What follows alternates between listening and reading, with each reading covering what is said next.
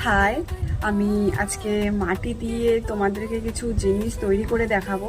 তো এর আগে আমি কোনোদিনই মাটি দিয়ে কিছু বানাইও নি, তার জন্য অতটাও হয়তো অভিজ্ঞতা নেই। তো আমার কাছে অনেক মাটি পড়ে আছে, তাই ভাবলাম যে মাটি দিয়ে কিছু একটি বানিয়ে তোমাদের সাথে শেয়ার করি। জানি না কেমন হবে, তবে চলো ভিডিওটি কিন্তু পুরো দেখতে থাকো। সবার প্রথমে কিন্তু আমি মাটিটাকে তৈরি করে নিয়েছিলাম, আর তারপর একটি ডো বানিয়ে নিয়েছিলাম মাটির। আর হাত দিয়ে হালকা হালকা প্রেস করে কিন্তু মাটি পাতলা করার চেষ্টা করছিলাম। তারপর কিন্তু এখানে একটি বেলনির সাহায্যে কিন্তু এটিকে বেলে নিয়ে ভালো করে গোল আকারের একটি শেপ দিয়ে নিয়েছিলাম।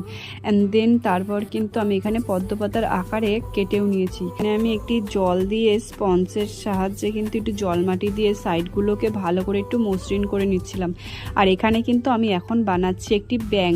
আচ্ছা, তোমরা কি কেউ বুঝতে পেরেছো আমি কি বানাতে চলেছি? চলো, যদি না বুঝতে পারো তাহলে কিন্তু আমার ভিডিওটি পুরো দেখার অনুরোধ রইল।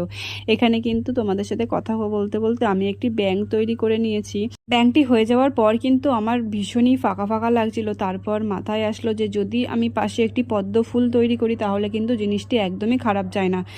যেরকম ভাবনা চিন্তা সেরকম কাজ। দেন আমি কিন্তু ঝটপট করে মাটি দিয়ে কয়েকটি পাপড়ি তৈরি করে নিয়েছিলাম, আর তারপর কিন্তু এখানে পদ্ম ফুলটিও আমি কমপ্লিট করে নিয়েছি।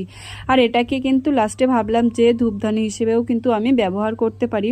পরে কিন্তু আমি তোমাদেরকে দেখাবো এটাকে কি রং করেছি। যদি আমার ভিডিওটি ভালো লেগে থাকে তাহলে কিন্তু অবশ্যই একটি লাইক, শেয়ার এবং সাবস্ক্রাইব করো। আজকের জন্য টাটা।